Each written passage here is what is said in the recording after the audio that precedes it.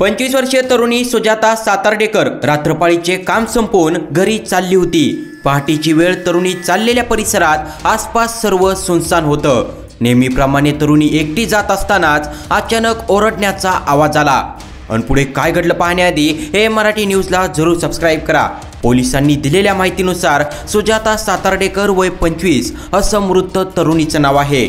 घटनेवेळी Pfizer मास्कार नेहास हा दुचाकीने हासापूर मार्गे जात होता। यावेळी समोरून दुचाकीने MH07 AT 1150 येणाऱ्या सुजाता सातार्डेकर ओव्हरटेक करण्याच्या प्रयत्नात त्यांच्या दुचाकीला धडक दिली। हा अपघात आज बुधवारी सकाळी 8 वाजता घडला। या अपघातात सुजाता ही जागीच ठार झाली। अपघातात दुसऱ्या दुचाकीवरील फायझर फ्रान्सिस मास्कारेहास वय 22 हा गंभीर जखमी झाला असून त्याच्यावर उपचार सुरू आहेत। अपघाताचा पंचनामा मोप पोलिसांकडून करण्यात आला। सुजाता हिचे वडील आजारी असतात। आई मोलमजुरी करून कुटुंबाचा उदरनिर्वाह करते। यातून तिने मुलांचे शिक्षण पूर्ण केले। सुजाता ही भावंडात मोठी होती। शिक्षण पूर्ण झाल्याने 2 महिन्यांपूर्वी सुजाता मोप आंतरराष्ट्रीय विमानतळावर कामाला लागली होती। रात्रपाळीचे काम संपवून घरी जाताना हा अपघात घडला।